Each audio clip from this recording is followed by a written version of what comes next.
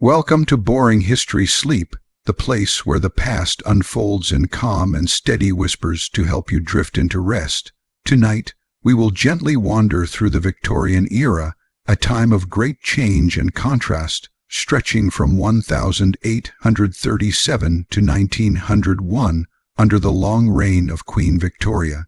It was a world of invention and empire, but also of quiet struggles and survival. The richest lived in houses of splendor and ritual, while the poorest endured crowded streets and endless labor. Together, side by side, they formed the fabric of an age that still shapes our imagination today. So, let us settle in, slow our pace, and drift back into the Victorian world. Imagine, for a moment, walking down a narrow London street in the middle of the 19th century. The fog is heavy, pressing against your skin like damp cloth, and the air is filled with the faint odor of coal, smoke, horses, and humanity. In this world, the streets themselves tell a story of glittering wealth and unbearable poverty, coexisting so closely that you could walk from one extreme to the other in just a few minutes. The Victorian era was many things at once. It was the age of the steam engine, the railway, the telegraph, and the great factories that belched black smoke into the sky. It was the age of progress, of invention, of empire.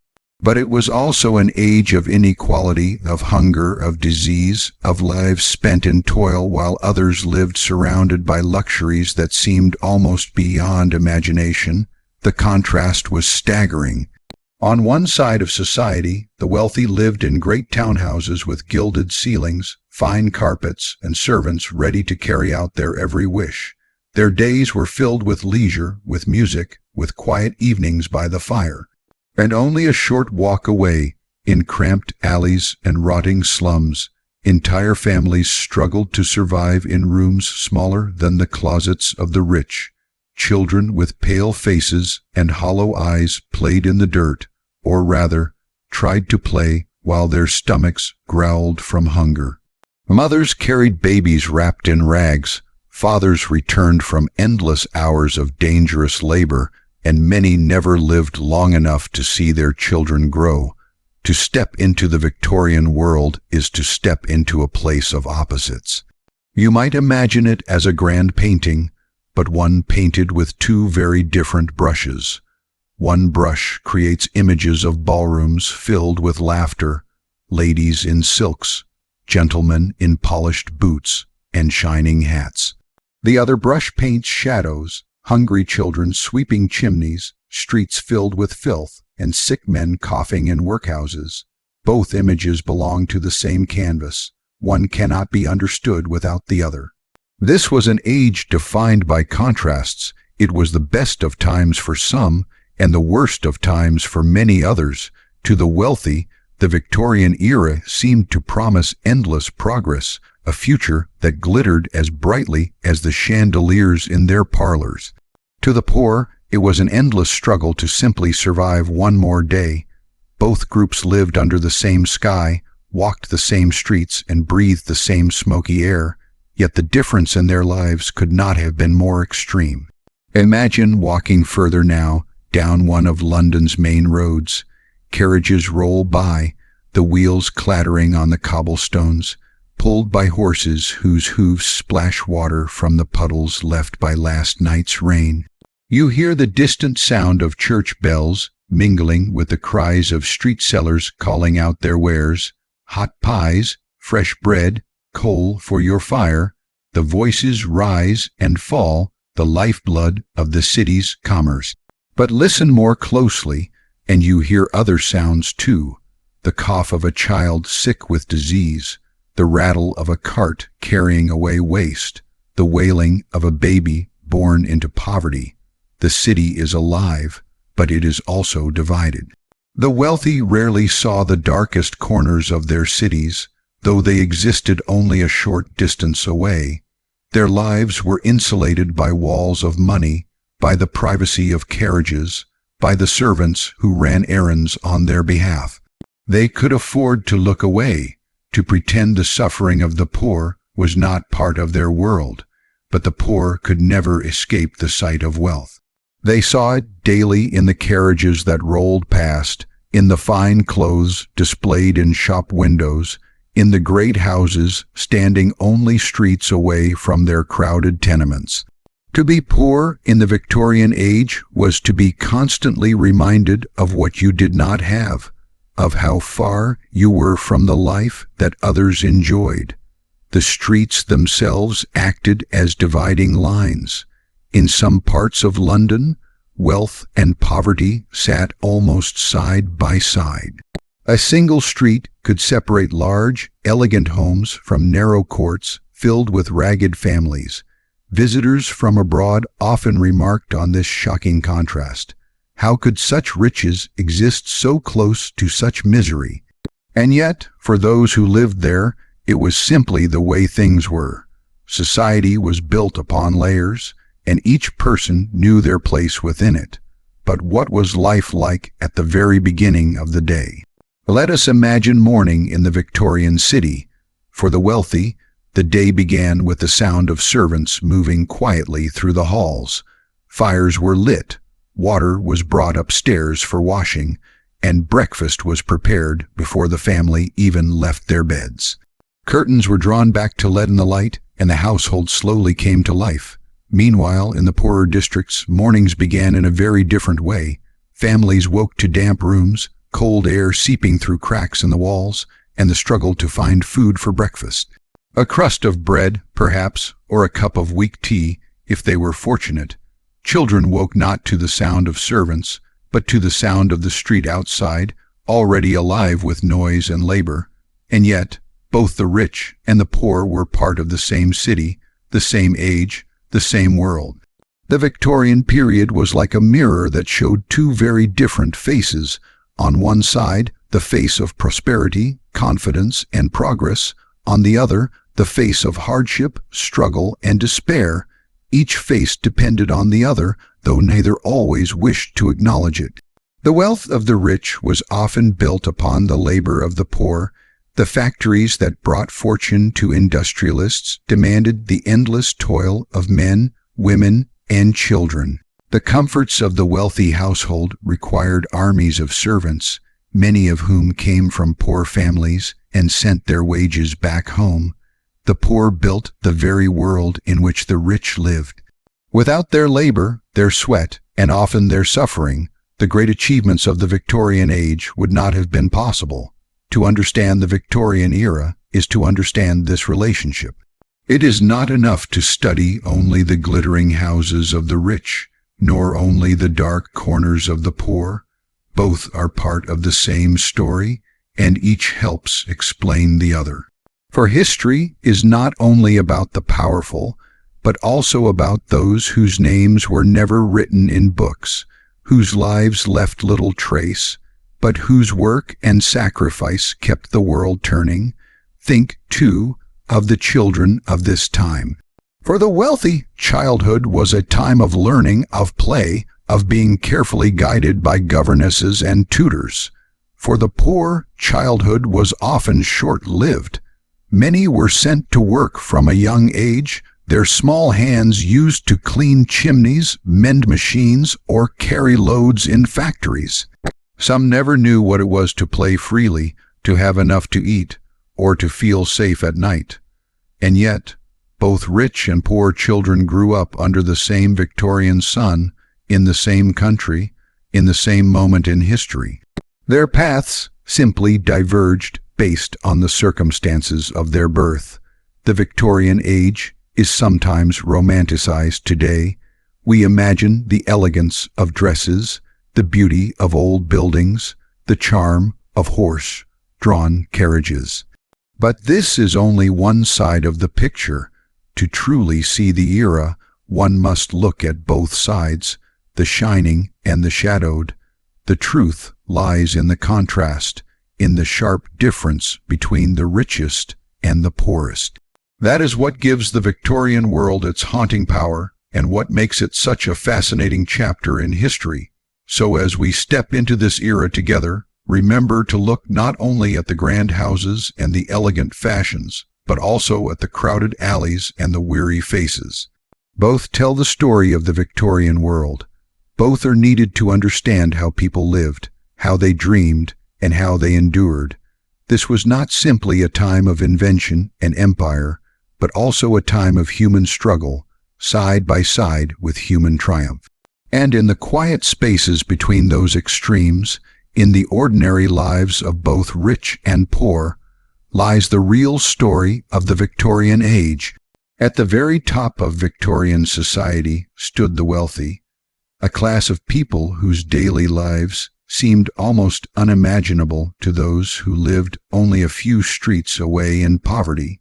These were the aristocrats, the great landowners, the merchants and bankers who had profited from the vast expansion of industry and empire. They lived in spaces so large that the average working man could hardly picture them, homes that were filled not simply with furniture and decoration, but with symbols of power, wealth, and permanence. To imagine one of these houses, begin with the outside. Large, stately doors, heavy with polished brass knockers, greeted visitors. The front steps were often scrubbed daily by servants, so that even the stones seemed to shine. Tall windows rose from floor to ceiling, often with lace curtains drawn across them, allowing light to fall in soft patterns across the rich carpets inside.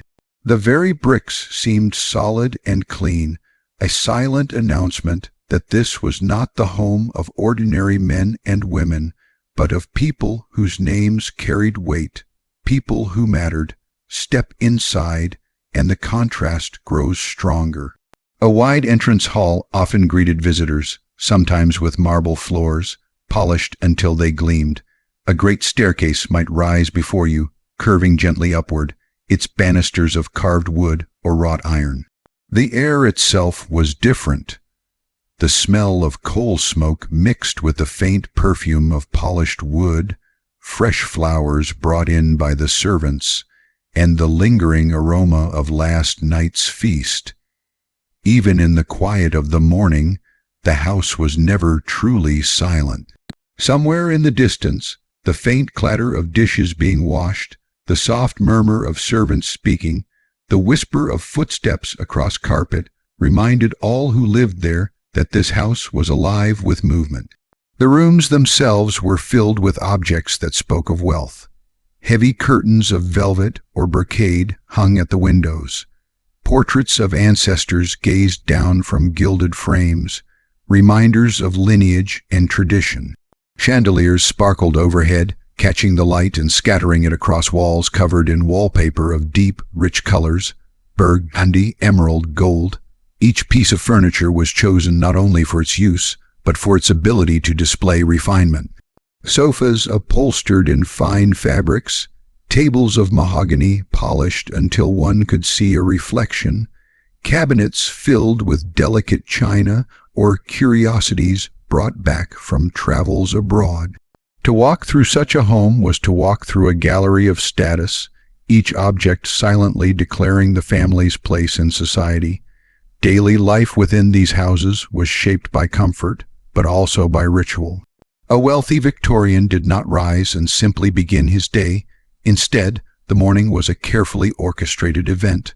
Servants entered quietly to light the fire in the bedroom, to draw the curtains, to bring water for washing. Clothes were laid out, selected not only for style, but for the image they projected. Breakfast was prepared downstairs long before the family appeared at the table, and when they did, it was not the hurried meal of the poor, snatched before rushing to work. Instead, it was a leisurely affair with eggs, bacon, toast, kippers, perhaps even kedgeree or porridge, served on fine china with silver cutlery. Tea and coffee were poured, and conversation, if it happened at all, was quiet and restrained.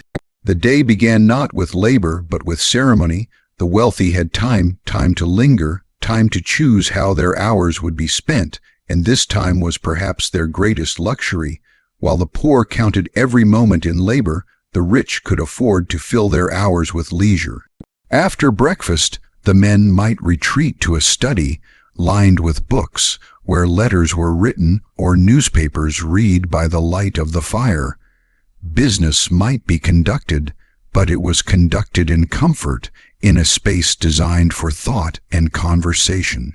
Women, meanwhile, often had a schedule of calls to make or receive, visiting friends, entertaining guests, or attending to charitable duties filled their afternoons.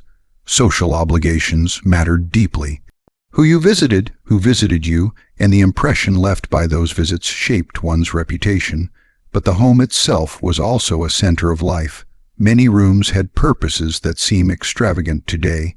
A drawing room, used primarily for receiving guests, was arranged to show taste and elegance. A dining room, often dominated by a long table, was the stage for elaborate meals. A music room might hold a piano, where daughters of the household demonstrated their training. Bedrooms were not simply places of rest, but spaces filled with rich fabrics, personal items, and small luxuries. Even the servants' quarters, though far simpler, were part of this vast machine, hidden away but essential for keeping the household running smoothly. Meals in these houses deserve attention, for they reveal much about wealth. Dinner was not a simple act of eating, but a performance. Courses followed one another with deliberate rhythm: soup, fish, meat, pudding, cheese, fruits, wines. The table was set with care, silver gleaming, glasses catching the candlelight. Servants moved silently between the guests, offering dishes, pouring drinks, removing plates. Conversation flowed, carefully balanced between wit, manners, and politeness. To dine in such a setting was not simply to eat, but to participate in a ritual that reinforced status, identity, and the invisible hierarchy of the household. Leisure for the wealthy extended beyond the home. Carriages carried families to the opera, to theaters, to balls hosted in grand houses. Music, dancing, conversation, all were part of the social world that defined the upper classes. Afternoons might be spent walking through private gardens, riding horses across the countryside, or attending exhibitions of art and science. Even travel itself became part of leisure. The expanding railway network allowed the wealthy to visit country estates, seaside resorts, or even travel abroad, experiences that broadened their world while further separating them from those who could never afford such luxuries. And yet, beneath all this elegance, the presence of servants was constant. The wealthy lived lives of comfort precisely because others worked tirelessly to maintain it.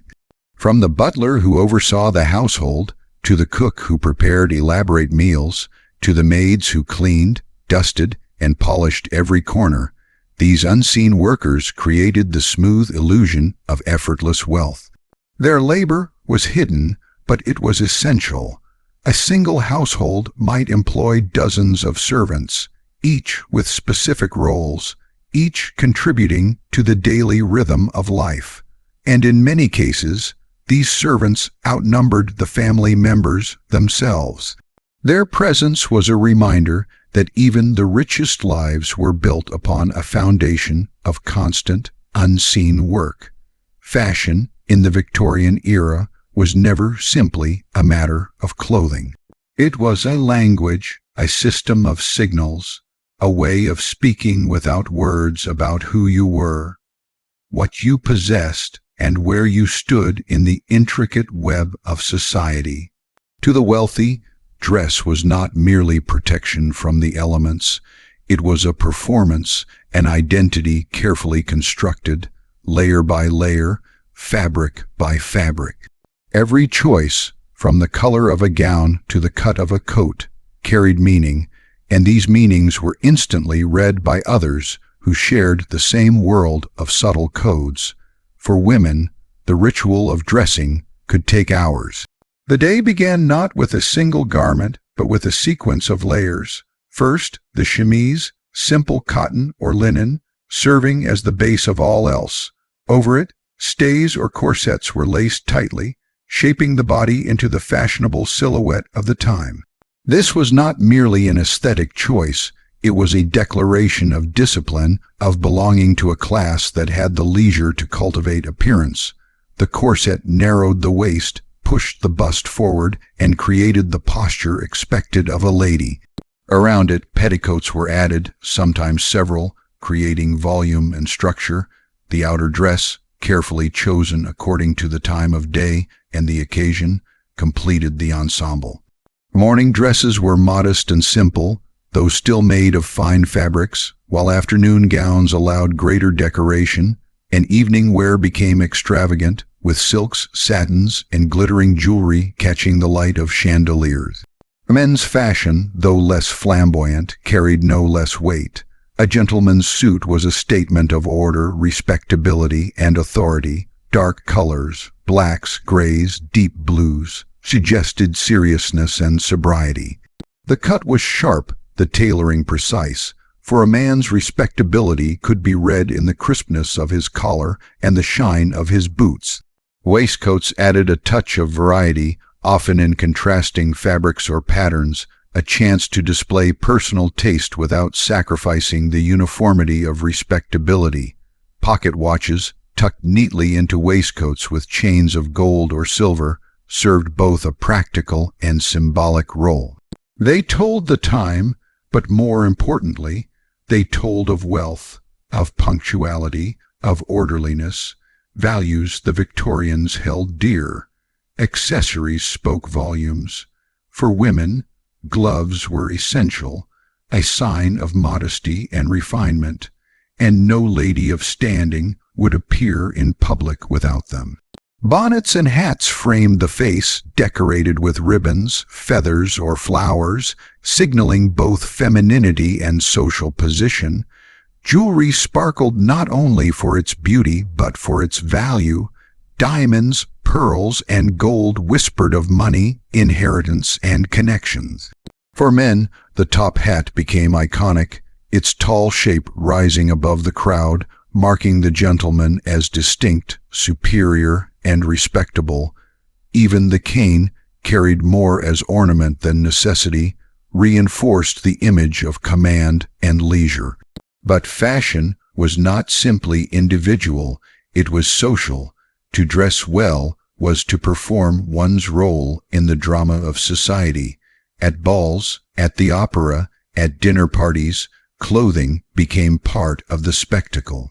A lady's gown was not worn merely for her own pleasure, but to impress, to attract admiration, to signal her family's prosperity. A gentleman's attire was not simply about comfort, but about representing the dignity of his name. The wealthy moved through a world where every glance could be judgment, where appearance carried consequences. To be seen in last year's fashion, to wear fabrics that seemed cheap, or to appear careless in dress was not only a personal failing, but a social danger. Reputation could rise or fall on the smallest detail. The rituals of society reinforced these codes. Invitations to dinner parties or balls were coveted not simply for the pleasure of music and food, but for the opportunity to be seen, to display, to participate in the exchange of status. When guests entered a drawing room, eyes immediately took in clothing, posture, and demeanor, each piece fitting into the larger puzzle of social hierarchy. For the young, particularly young women of marriageable age, these occasions were crucial. A gown might help secure a husband, and a careless display might ruin prospects. Parents watched carefully, guiding their daughters through the delicate dance of presentation, always aware that fashion and society were deeply intertwined. Even leisure was bound up with clothing.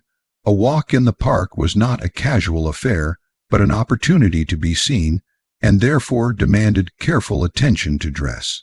Riding required specific attire, with habits tailored to fit neatly while astride a horse, complete with gloves and hats designed to withstand the wind. Travel meant trunks filled with outfits for every conceivable occasion: morning wear, afternoon wear, dinner wear, evening gowns, and walking dresses.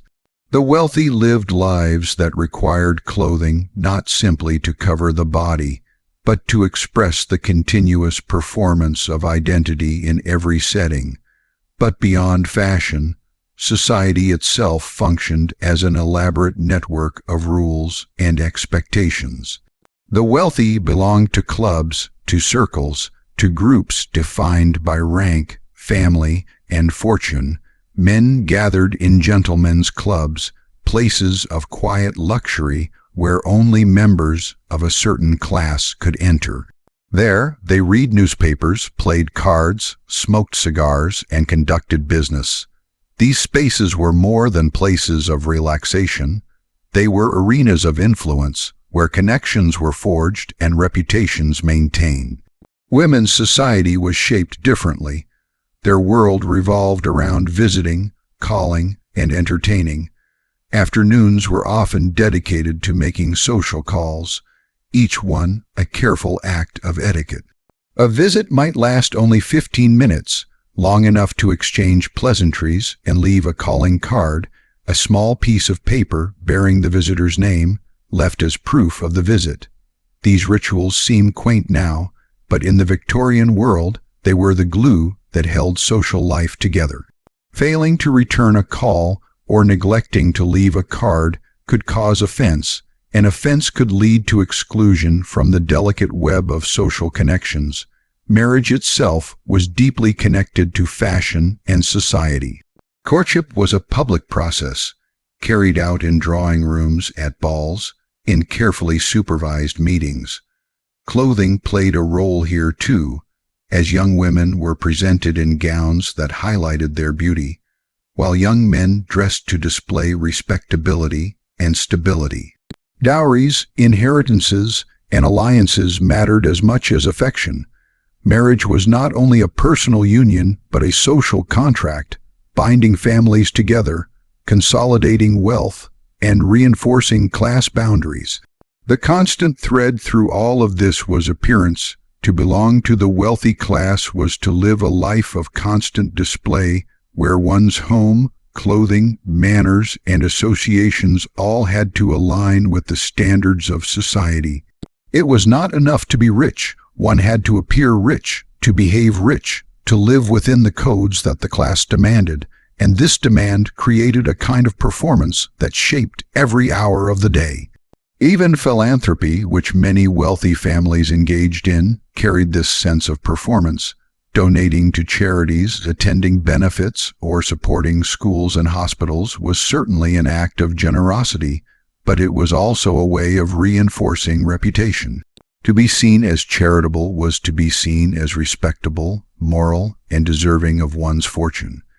In this way, even acts of kindness became part of the fabric of fashion and society, another layer in the complex performance of the wealthy Victorian world. To modern eyes, this world can seem distant, perhaps even artificial, but for those who lived within it, it was reality, and a reality that could not be ignored. Every garment chosen, every invitation accepted or declined, every visit paid or forgotten carried meaning. Fashion was not just fashion, it was identity. Society was not just company, it was survival within the upper ranks. The wealthy lived within this constant play of appearances, a dance of silk and wool, of diamonds and gold, of words spoken and unspoken, a dance that defined who they were and who they hoped to become.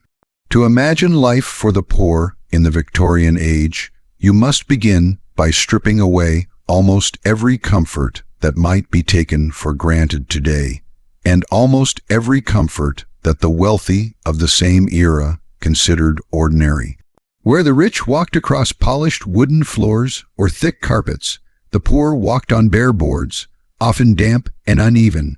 Where the wealthy gazed upon chandeliers and fine wallpapers, the poor saw cracked plaster, peeling paint, or bare brick walls blackened by smoke and soot.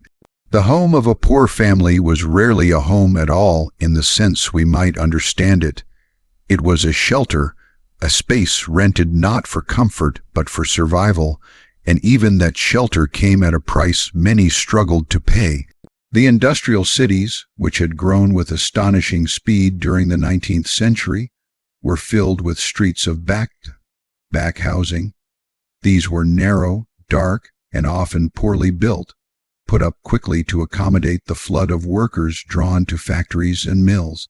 A single house might be divided into several lodgings, each rented to a different family. Privacy was almost unknown. Entire families, parents, children, sometimes even grandparents, would squeeze into one or two rooms. In some cases, 6 or more people slept together in a single bed, while others lay on the floor, wrapped in blankets if they had them. The air was thick with damp. The smell of cooking mingled with the stench of waste, and the walls often seemed to sweat in the winter, dripping with condensation from poorly sealed bricks. Outside these homes, the streets told their own story. Narrow alleys twisted between rows of houses, their cobblestones slick with mud and refuse. Rubbish was thrown into gutters, chamber pots emptied into drains that overflowed in heavy rain. Piles of ash, broken bottles, scraps of food, and even dead animals sometimes lay in corners until removed. The poor often lived side by side with rats, fleas, and lice, unwelcome companions in a life already marked by hardship. Disease thrived in such conditions. Cholera, typhoid, tuberculosis, these illnesses swept through crowded neighborhoods, taking lives quickly, especially among the very young and the very old. Death was so common that it became part of the rhythm of existence, another burden among many. Water, something so ordinary and unnoticed for the wealthy, was a constant challenge for the poor. Few homes had running water. Families fetched it from public pumps or wells, carrying it in buckets up narrow stairs. But water supplies were often contaminated, and what looked clear could hide disease.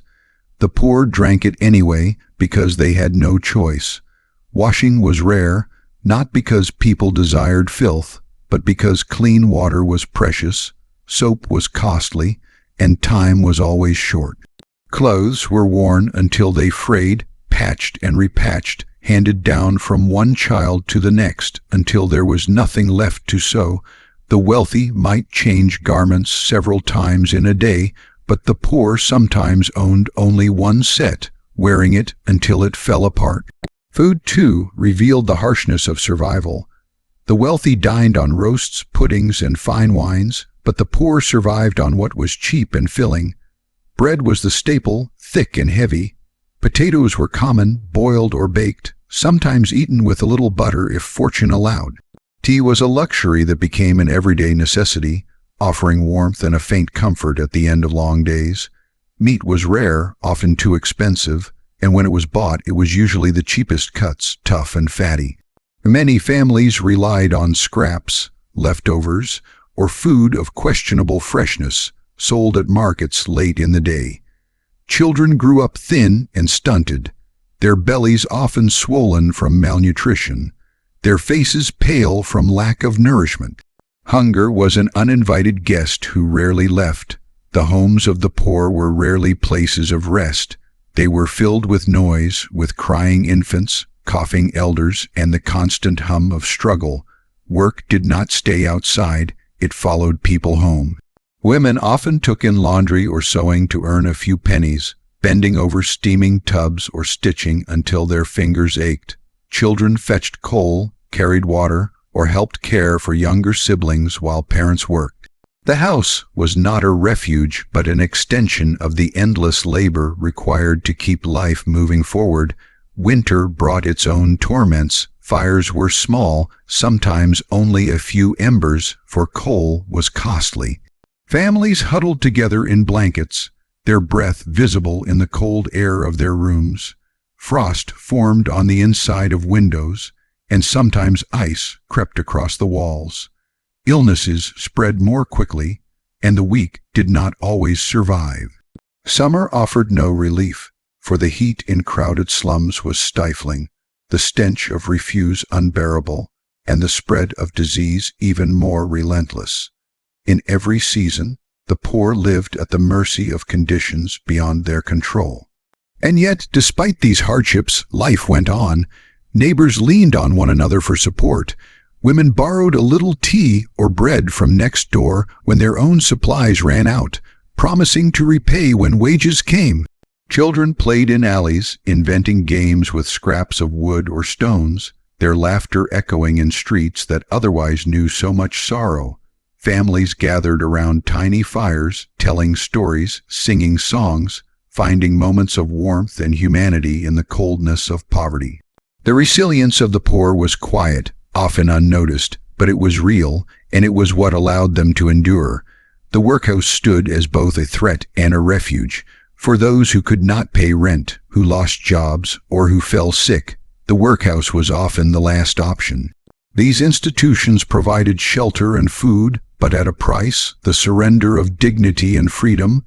Families were often separated, men placed in one ward, women in another, children divided by age. Conditions were strict, labor hard, and meals meager. To enter the workhouse was seen as a failure, a mark of shame, yet for many it was the only way to avoid starvation. The very existence of the workhouse revealed the Victorian attitude toward poverty.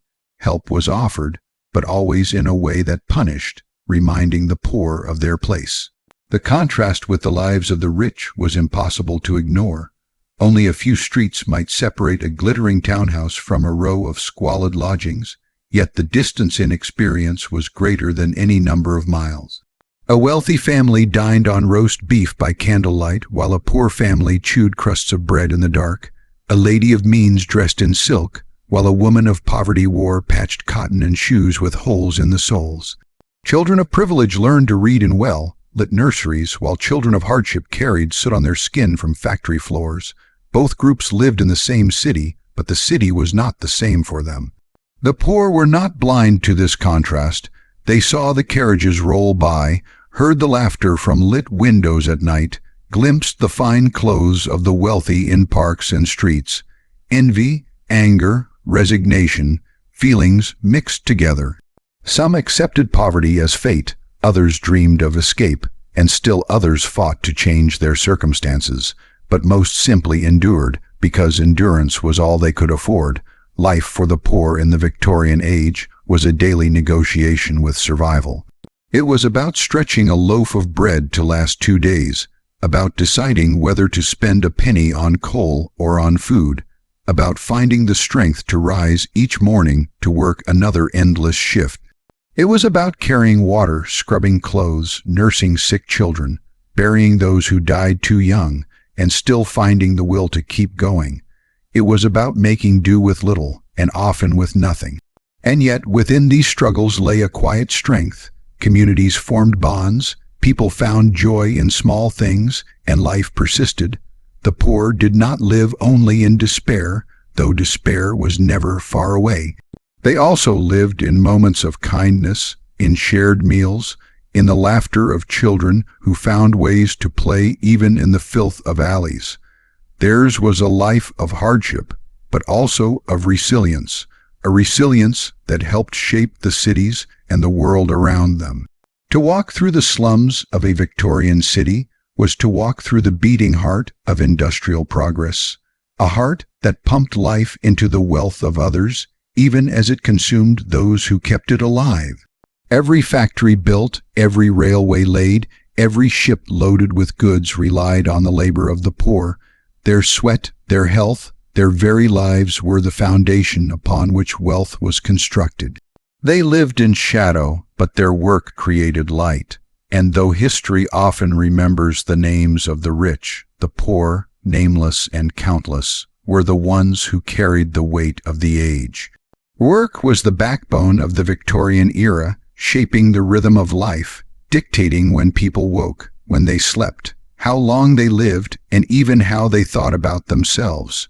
For both the wealthy and the poor, labor defined their existence, though in vastly different ways.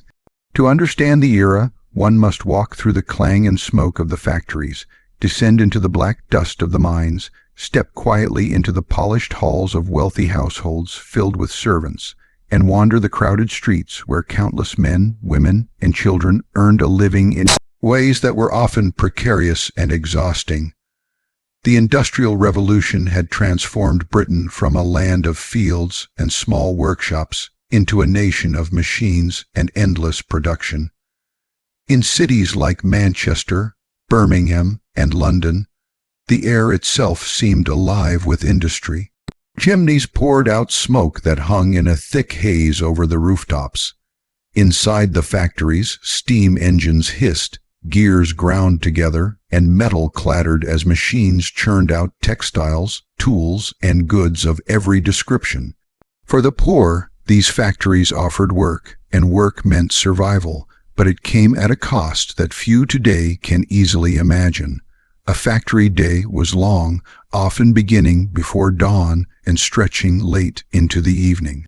14, sometimes 16 hours of labor were common, 6 days a week, with Sunday left for church or for what little rest could be found. Workers rose before the first light of morning, trudging through dark streets, their breath visible in the cold air. Inside the factory, there was no sunlight, only the dim glow of oil lamps or gaslights flickering against soot-stained walls. The roar of machinery drowned out conversation, and the air was heavy with dust, fibers, or fumes depending on the industry. Workers stood at their stations for hours, their muscles aching, their eyes strained, their hands raw from constant use. Accidents were frequent. Machines had no guards, no protections, and a moment's distraction could mean a crushed hand, a lost finger, or worse. Children, prized for their small size, crawled under spinning frames to clear blockages, risking entanglement in the very machines that fed their families. Injuries were met with little sympathy. A wounded worker was easily replaced, and the loss of wages could mean disaster for an entire household. Compensation was rare, medical care costly, and many who were injured simply faded into destitution.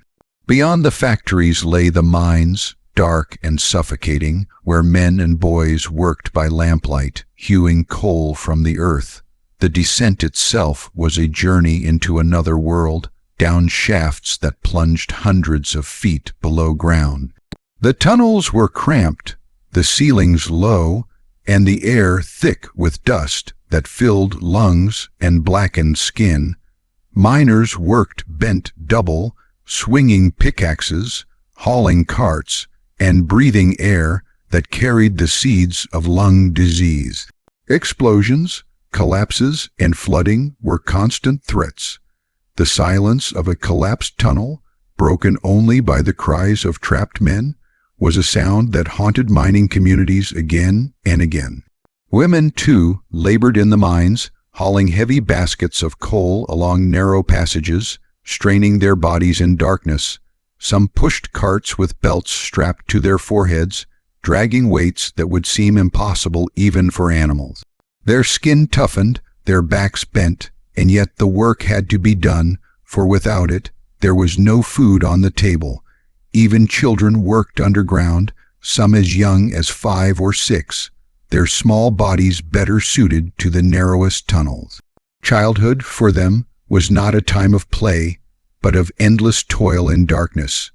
Yet not all labor was industrial or underground. Many poor women worked as domestic servants in the homes of the wealthy.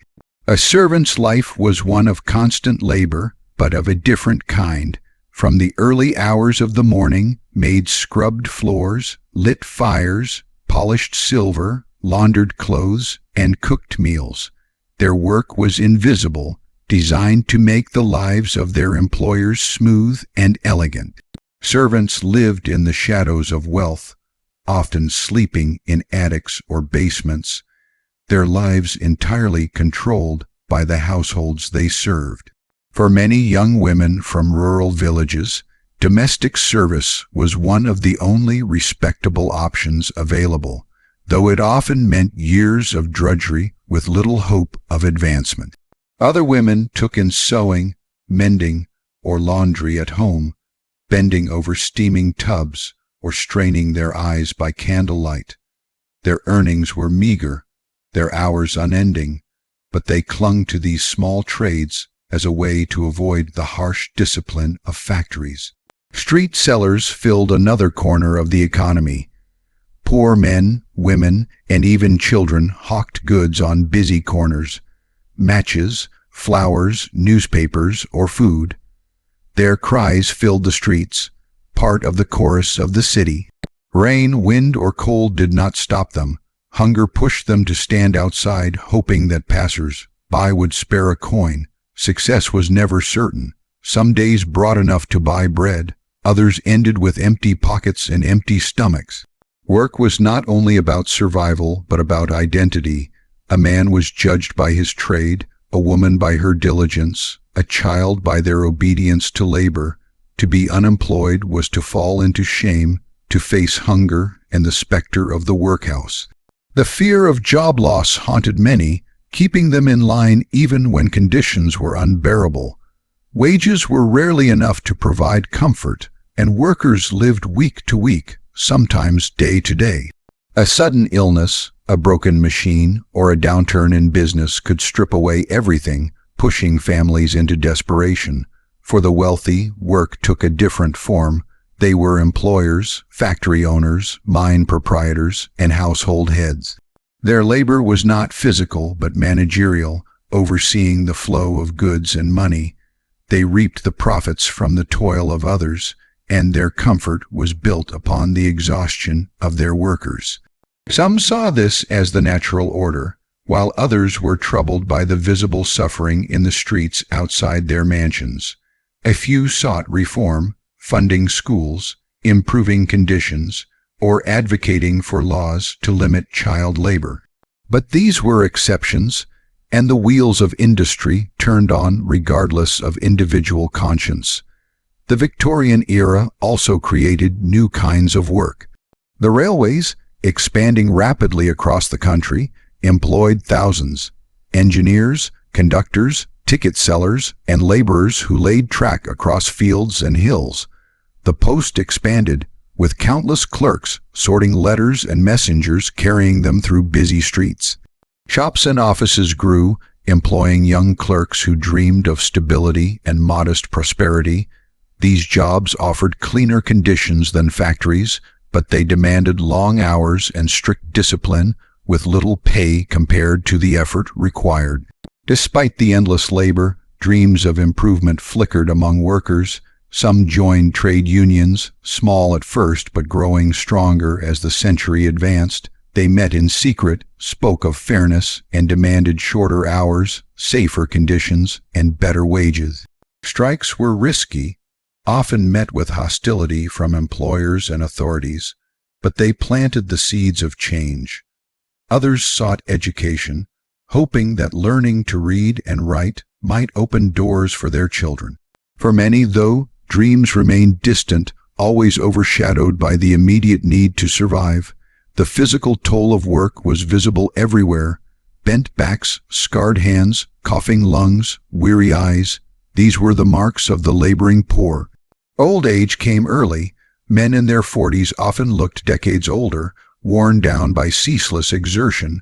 Women carried the weight of double labor, both outside the home and within it, raising children, keeping house, and contributing to the family's income. Children aged before their time, their small bodies bent to labor, their childhoods lost in the pursuit of bread. And yet, despite the hardships, people found ways to endure. Songs were sung in factories, stories told in mines, jokes shared among servants, and moments of laughter found even in the darkest alleys. Work, though crushing, was also a thread that tied communities together. Neighbors understood each other's struggles, and bonds formed among those who toiled side by side. The rhythm of work shaped not only bodies, but also friendships, identities, and even culture. The Victorian era was an age of progress, invention, and wealth, but that wealth was paid for with sweat, blood, and endless hours of human labor. Every beam of iron, every bolt of cloth, every gleaming silver spoon in a rich household carried the hidden story of someone's work, often unseen, often forgotten, but always present. To walk through the factories, the mines, the kitchens, and the streets is to hear the heartbeat of the age, steady and relentless, driven by the labor of millions who gave their strength, their health, and sometimes their very lives to keep the engines of progress moving. Childhood in the Victorian era was not a single, uniform experience. It was shaped and reshaped by class, wealth, geography, and family circumstances. For some, childhood meant lessons, tutors, gardens, and carefully structured days filled with books and play under the watchful eye of nurses and governesses.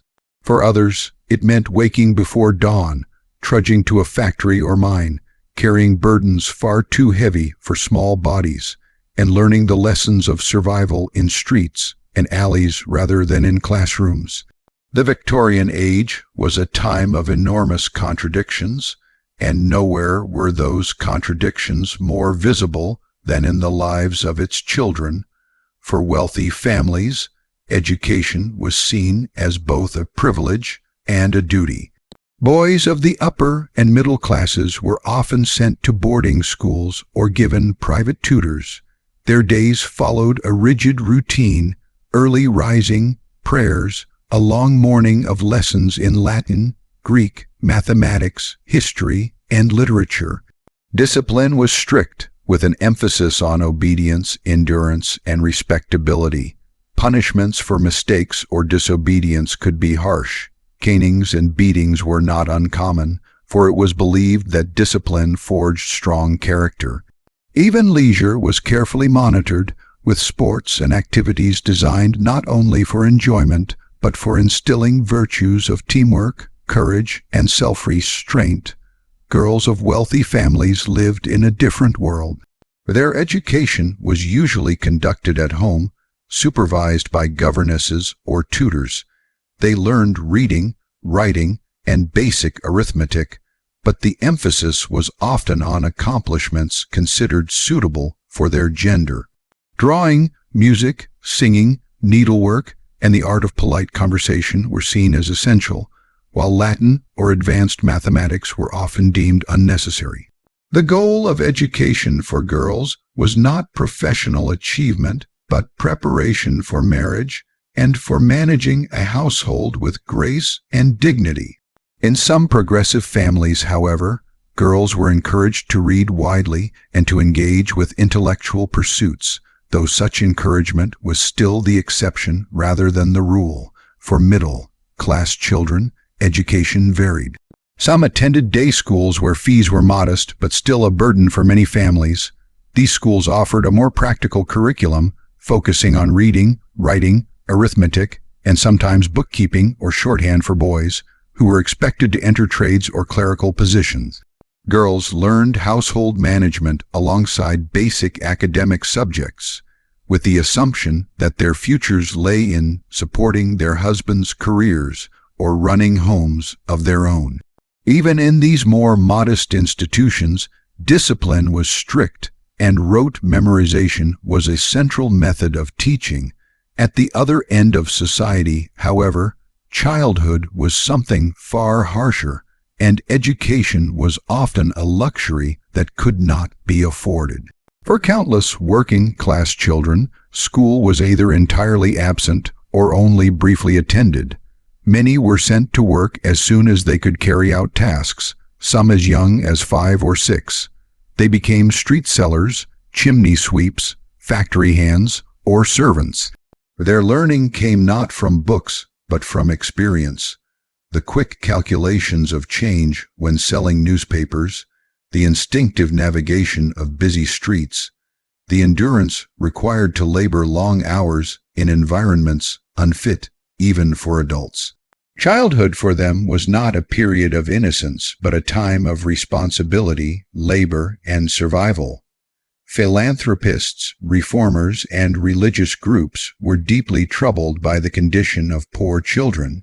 Ragged schools, often run by charities, sprang up to provide at least some measure of instruction to those who would otherwise receive none. These schools were often held in makeshift buildings, sometimes little more than damp basements or overcrowded rooms, where children sat on benches, sharing books and slates. The lessons were basic reading, writing, simple arithmetic, and above all, moral instruction. Religion was central, with an emphasis on obedience, honesty, and cleanliness, virtues considered necessary for lifting the poor out of vice and degradation. Though the quality of education varied, for many children these schools provided the first glimpse of a world beyond labor and poverty. Sunday schools were another avenue of learning. Originally intended to provide religious instruction, on the only day children were free from work, they became important centers for basic education. A child might spend long hours in a factory or as an errand runner 6 days a week, but on Sunday they would sit in a classroom tracing letters, sounding out words, and learning Bible verses by heart. The growth of the Sunday school movement in the 19th century was extraordinary, reaching millions of children and planting the seeds of literacy in those who might otherwise have grown up without the ability to read or write. The contrast between wealthy and poor childhoods was perhaps most visible in the realm of play. For upper-class children, play was structured, supervised, and enriched with toys, games, and outdoor activities in gardens and parks. Dolls, wooden soldiers, rocking horses, and elaborate board games filled nurseries. Games like croquet, cricket, or lawn tennis offered physical exercise alongside social refinement. Play was considered a necessary part of a proper upbringing, a way to instill imagination, creativity, and health. For working-class children, play was simple, improvised, and often scarce. In the crowded streets of industrial cities, children played with whatever materials they could find: sticks, stones, bits of rope. Games were often rough, sometimes dangerous, and always carried out in the brief snatches of time when they were not working. For many, the very idea of childhood as a time of carefree play was alien. Life required them to grow up quickly, to shoulder responsibilities that left little room for frivolity. And yet, even in the harshest conditions, children found moments of joy, singing songs in alleys, chasing one another through narrow courtyards, or inventing stories and games that transformed bleak surroundings into worlds of imagination. The expansion of public education in the latter half of the 19th century slowly began to change the landscape of childhood. The Education Act of 1870 marked a turning point, establishing the framework for compulsory elementary education. For the first time, the state took responsibility for ensuring that children, at least in theory, would receive a basic education. Schools were built, teachers were trained, and attendance was gradually enforced. This did not immediately eliminate child labor, nor did it guarantee quality, but it represented a recognition that literacy and numeracy were essential not only for individual advancement, but for the progress of the nation as a whole. Even as schools spread, discipline remained harsh. The belief that children needed strict guidance to grow into moral adults permeated Victorian thought. Corporal punishment was common. Canes, rulers, and even leather straps were used to correct mistakes or perceived insolence. Silence and obedience were valued more than curiosity or creativity. Lessons were memorized and repeated, often without deeper understanding. Despite this, many children seized upon the chance to learn, taking pride in forming letters, in solving sums, in reading stories that opened windows to distant worlds. Childhood in rural areas carried its own rhythms. Children of farming families rose early to help with chores, milking cows, feeding animals, gathering eggs, working in fields during harvest. Their schooling, when it existed, was often interrupted by the demands of the agricultural calendar. Attendance was sporadic, tied to the seasons, with long absences during planting or harvest time. Still, rural schools offered moments of respite from work, a chance to gather with peers, to learn the basics, and to glimpse possibilities beyond the boundaries of fields and villages. The Victorian imagination was also fascinated by the idea of childhood. Writers and poets idealized it as a time of innocence, purity, and moral clarity. Thinkers spoke of protecting children, even as countless real children suffered neglect and exploitation. Literature for children flourished, with stories designed both to entertain and to instruct. Fairy tales, moral tales, and adventure stories filled bookshelves, shaping the dreams and fears of young readers. Works like Alice's Adventures in Wonderland or the Tales of the Brothers Grimm transported children into fantastical realms, even as they remained tethered to the harsh realities of their daily lives. For poor children, however, literature was often out of reach. Instead, they learned through oral traditions, songs sung by parents, rhymes shared among peers, stories whispered in crowded rooms. The sound of a lullaby, the rhythm of a street ballad, the cautionary tales told at night, all these formed part of their cultural inheritance. Education and childhood were not confined to schools or books, but lived in the shared voices and memories of communities. Perhaps the most haunting aspect of Victorian childhood is the presence of absence, the countless children who did not survive long enough to experience schooling, play, or even adolescence. Disease, malnutrition, accidents, and the dangers of labor claimed lives with devastating frequency. Childhood mortality was a constant shadow, a reminder of the fragility of young lives in an age of progress and poverty alike. For parents, especially among the poor, the loss of children was a recurring grief, one endured with stoic resignation or desperate sorrow. Yet even within these grim realities, childhood carried sparks of resilience. A child's laughter in a slum alley, the pride of a newly written word, the wide eyes of a boy listening to his first story read aloud. These moments shone through the darkness. The Victorian era, with all its contradictions, gave rise to both the exploitation of childhood and the beginnings of modern ideas about children's rights, education, and protection. As the century progressed, reforms grew stronger.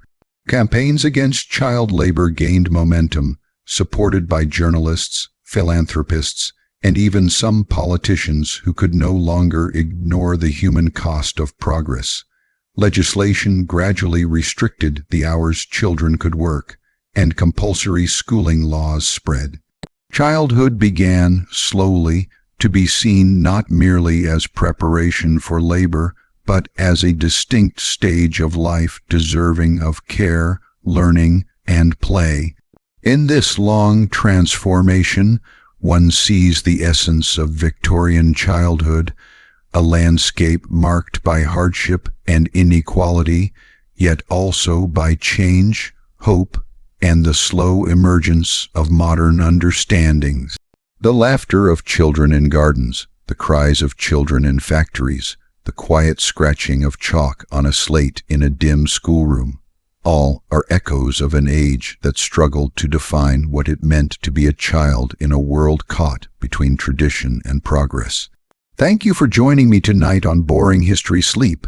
If you enjoyed this quiet journey through the Victorian era, I invite you to like this video, share it with others who may need a peaceful night, and subscribe for more slow history stories to fall asleep to. Until next time, may your rest be deep, your dreams be gentle, and your night be filled with peace. Sleep well and good night.